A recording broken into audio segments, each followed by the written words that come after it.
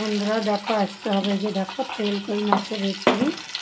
তো মাছগুলো সবগুলো এরকম ভেজে নেব।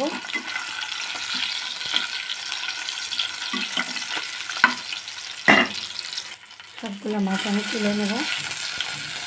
ভাজা হয়ে গেছে দেখো, এই যে তুলে নিচ্ছে সব। আরও কটা আছে ভাজার বাকি, ভেজে নেব।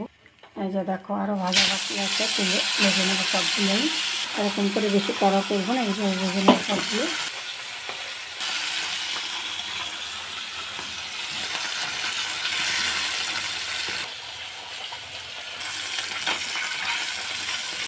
এই যে দেখো বন্ধুরা, কই মাছ হবে এটা কচুর মুখী বা কচুর গাঁটি আর আলু দিয়ে কই মাছের রসা হবে।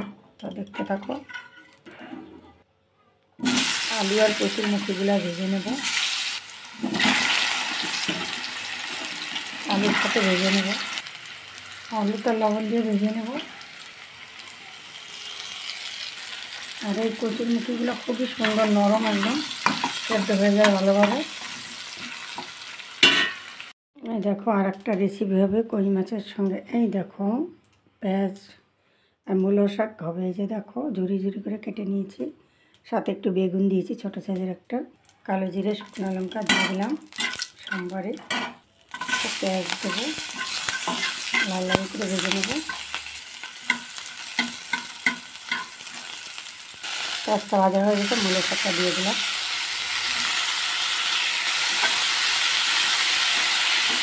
এই দেখো আদা জিরে লঙ্কা সব মিক্সারে বেটে নিলাম একসঙ্গে।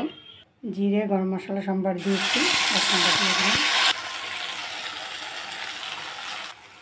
লবণ দিয়ে দিলাম, পরিমাণ মতো হলুদ দিয়ে দিলাম।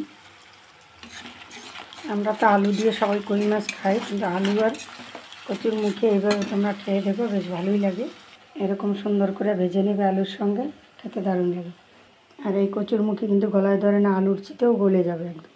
আর আমি এখানে টমেটো পেস্ট দিয়েছি আর 1 চামচ পোস্ত দিয়েছি, মশলার সাথে একসাথে আমি পেস্ট করে নিয়েছি। কচুর মুখে দিয়েছি তো ভালো লাগবে পোস্তটা দেওয়াতে। তেল ছেড়ে দিয়েছে, এবার আমি কচু আর আলুটা দিয়ে আবার কষিয়ে নিই। কচুর মুখে তো এমনিতেই নরম হয়ে যাবে, আগে খাওয়া তেলে ভেজে নিয়েছি।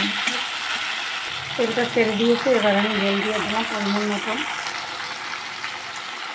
ঝোল একদম বেশি রাখবো না, এই যে অনেকটাই টেনে যাবে, ঝোল এতটা থাকবে না, কারণ কচু আর আলুতে ঝোলটা টানবে।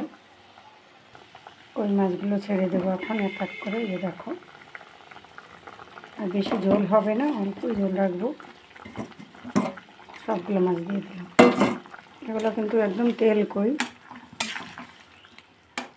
পোস্তটা দেওয়াতে একটু ভালো লাগবে খেতে, খুব টেস্টি কই মাছ। হয়ে গেছে, আমি এখন নামিয়ে নেব।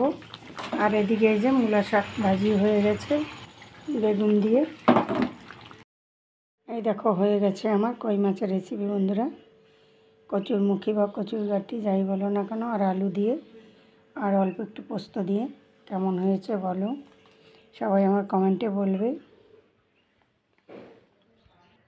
আর দেখো যে এটা কিন্তু তেল কই। ভিডিওটা ভালো লাগলে লাইক কমেন্ট শেয়ার সাবস্ক্রাইব করে পাশে থাকবে।